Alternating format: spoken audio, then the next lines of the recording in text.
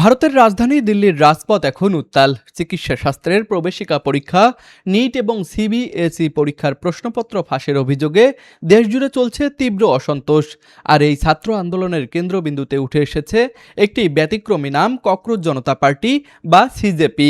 যে তেলাপোকাকে অবহেলা আর নোংরামির প্রতীক মনে করা হয়, সেই নামকেই হাতিয়ার করে ভারতের ভঙ্গুর শিক্ষা ব্যবস্থার বিরুদ্ধে এক অভিনব লড়াইয়ে নেমেছে হাজার হাজার শিক্ষার্থী এবং সাধারণ মানুষ। তাদের অভিযোগ, ভারতের বর্তমান শিক্ষা ব্যবস্থা দুর্নীতির বেড়াজালে আটকে মরে যাওয়া তেলাপোকার মতোই পচে গিয়েছে।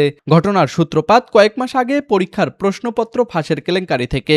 ধাপে ধাপে সেই ক্ষোভ রূপ নেয় গণ আন্দোলনে। সম্প্রতি সংসদের বর্ষাকালীন অধিবেশনের প্রথম দিনেই এই আন্দোলন চূড়ান্ত রূপ ধারণ করে।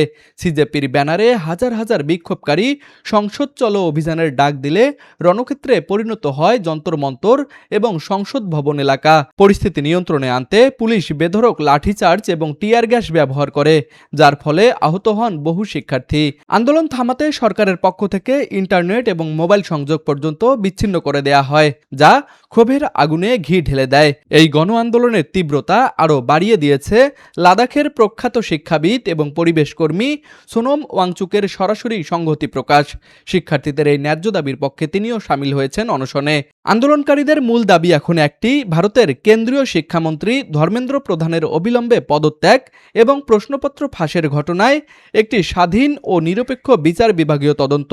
এর পাশাপাশি দেশের গোটা পরীক্ষা পদ্ধতি এবং শিক্ষা কাঠামোকে আমূল সংস্কারের দাবি তুলেছেন তারা। এদিকে সংকট সমাধানে সরকারের পক্ষ থেকে কেন্দ্রীয় স্বাস্থ্যমন্ত্রী জেপি নাড্ডা ছাত্র নেতাদের সঙ্গে বৈঠকে বসলেও তা থেকে কোনো সুনির্দিষ্ট সমাধান বা প্রতিশ্রুতি আসেনি। সিজেপির প্রধান মুখপাত্র সৌরভ দাস স্পষ্ট জানিয়েছেন, ফাফা প্রতিশ্রুতিতে তারা রাজপথ ছাড়বেন না। দাবি আদায় না হওয়া পর্যন্ত এই লড়াই চলতেই থাকবে।